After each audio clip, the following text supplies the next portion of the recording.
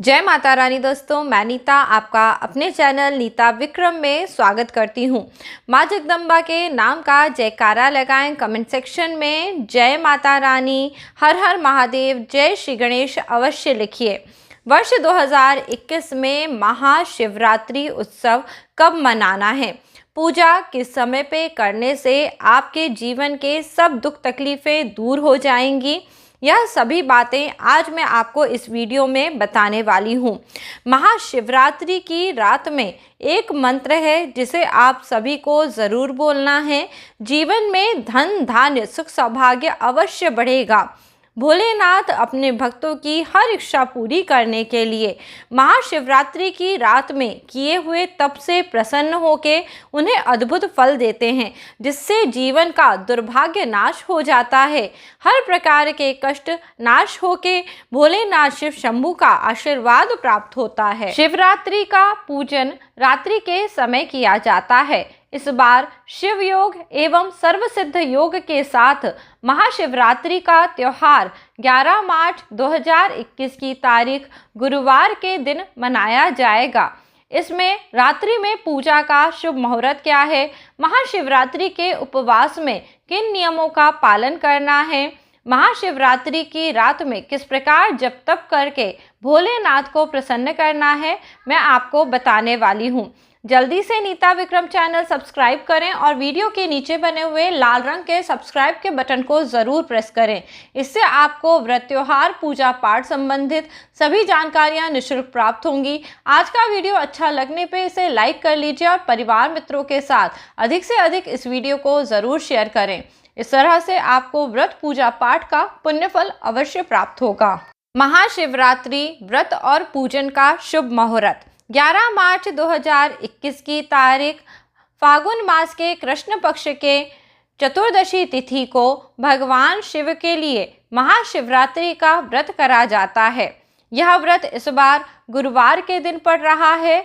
इस दिन पे शिव योग एवं सर्वसिद्ध योग होने के समय पे भगवान भोलेनाथ का पूजन करने से यह विशेष फलदायी रहेगा।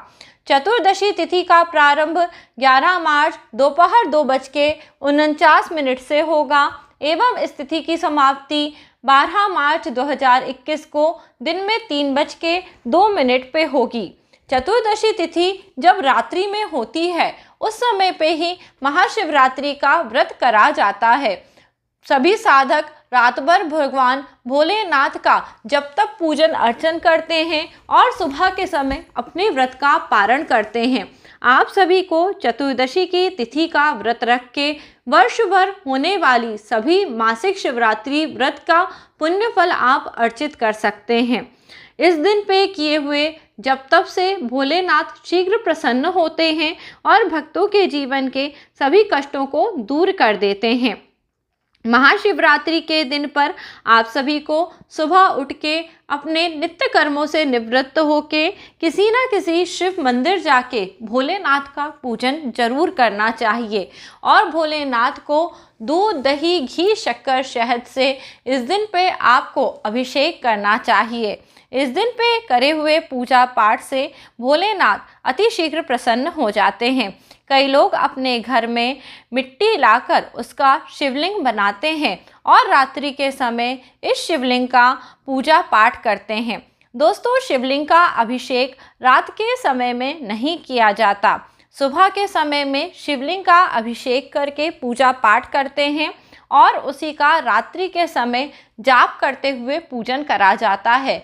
दिन के समय शिवलिंग का दूध दही घी शक्कर शहद से ओम नमः शिवाय, ओम नमः शिवाय कहते हुए अभिषेक करना चाहिए।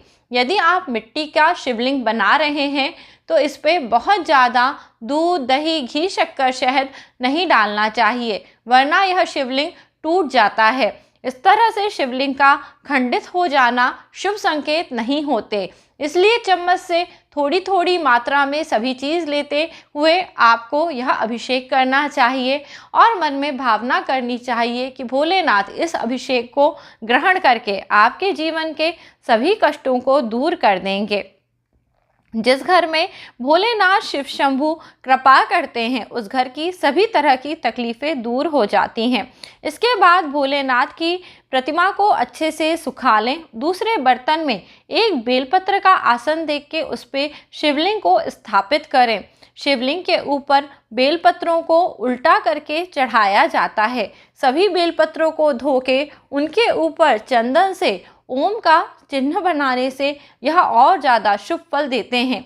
बेलपत्र चढ़ाना आपकी मनोकामना पूर्ति के लिए बहुत ही आवश्यक है।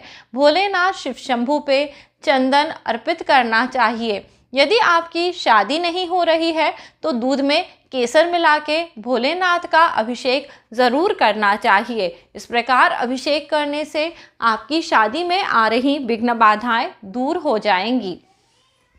और आपको अभिषेक करने के बाद भगवान भोलेनाथ पे भस्म, चंदन और साबुत चावल ज़रूर चढ़ाने चाहिए। भोलेनाथ की पूजा में हल्दी, रोली, कुमकुम का प्रयोग नहीं करा जाता, पर जो भी वस्तुएं भोलेनाथ को प्रसन्न हैं उन्हें चढ़ाने से आपको सर्वोत्तम फलों की प्राप्ति होती है। जिन्हें कई समय से संतान नहीं हो रही है उन्हें धतूरे का फल ज़रूर चढ़ाना चाहिए। और धतूरे का फूल यदि आपको कहीं मिल जाए तो उसे भी आप भोलेनाथ पे जरूर अर्पित करें। यह सफ़ेद रंग का फूल होता है। इसे अर्पित करने से हर मनोकामना अवश्य पूर्ण होती है।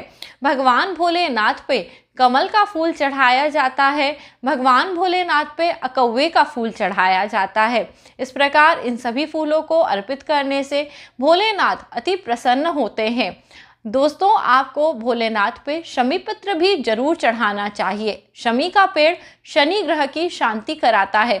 जिनके जीवन में कलह, संकट या फिर जॉब से संबंधित दिक्कतें चल रही हैं उन्हें शमी पत्र जरूर चढ़ाना चाहिए। शमी पत्र आपको मार्केट में मिल जाएगा या किसी के घर में लगा हो तो शमी पत्र जरूर चढ़ाएं।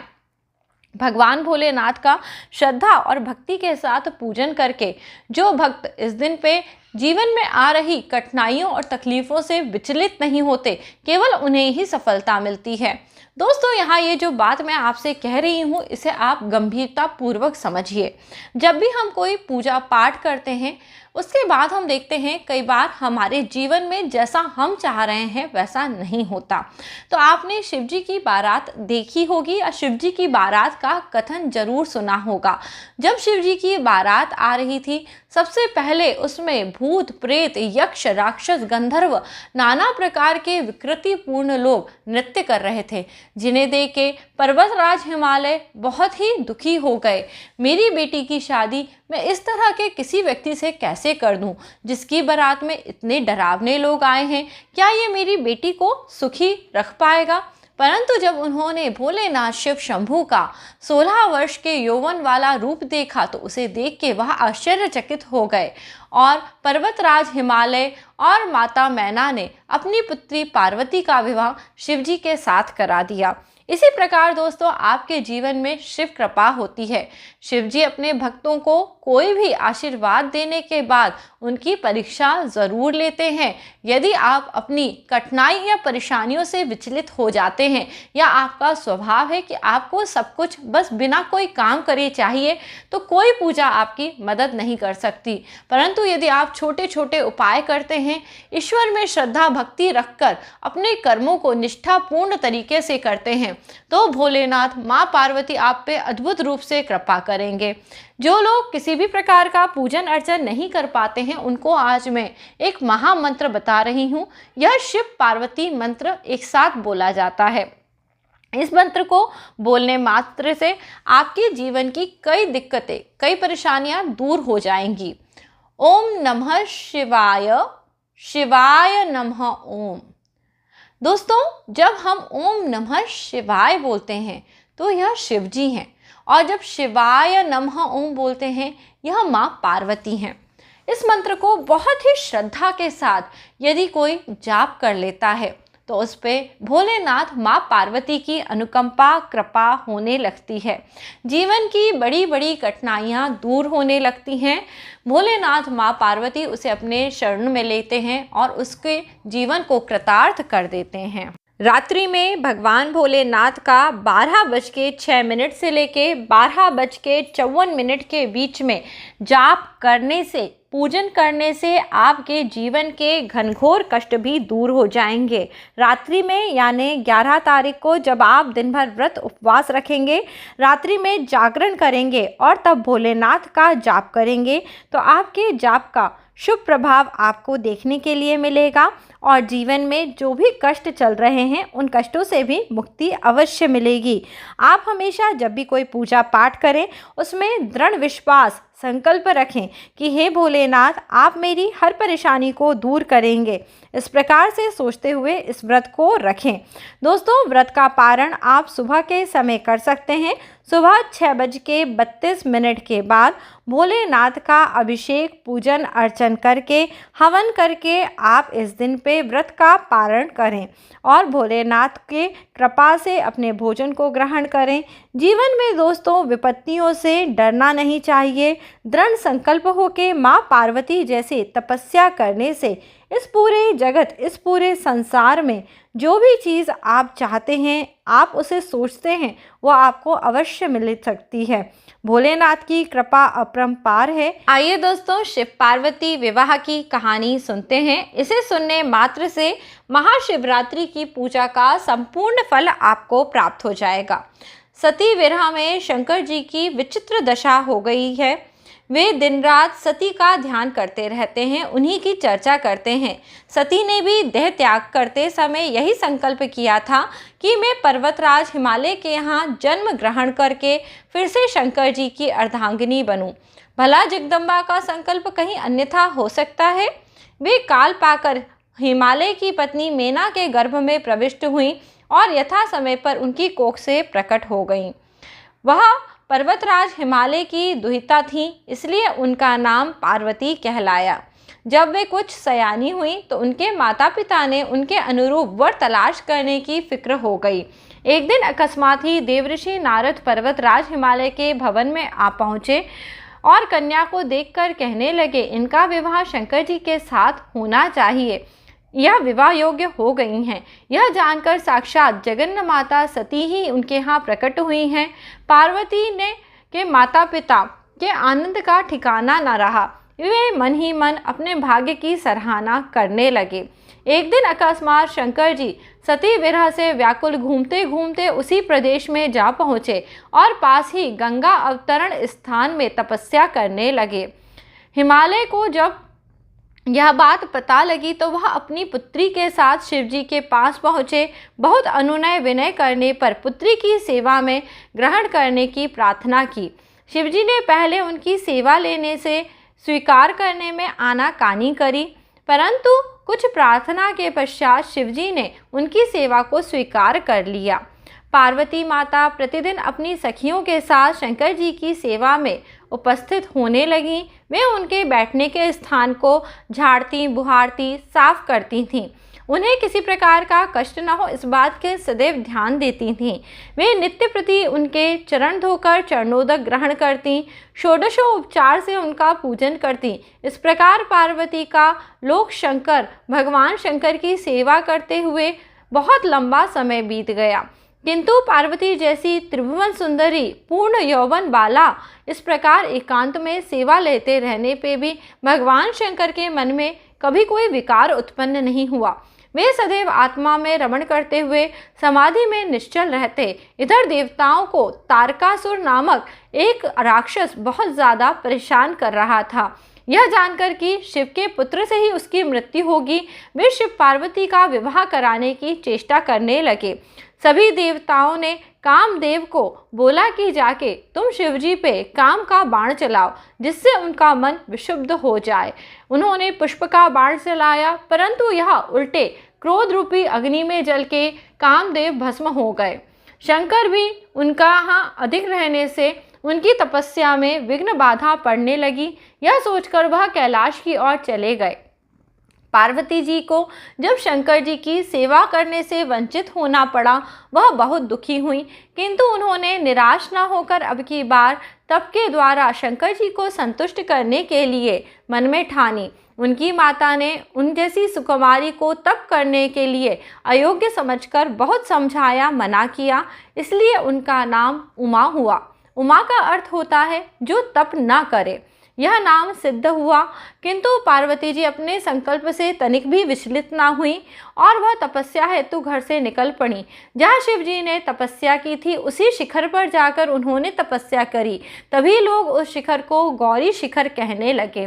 वहाँ उन्होंने पहले वर्ष में फलाहार खाकर जीवन व्यतीत करा, दूसरे वर्ष में उन्होंने वृक्ष के पत्तों को खाया, फिर उन्होंने वृक्ष के पत्ते खाना भी छोड़ दिया और वह अपर्णा कहलाई।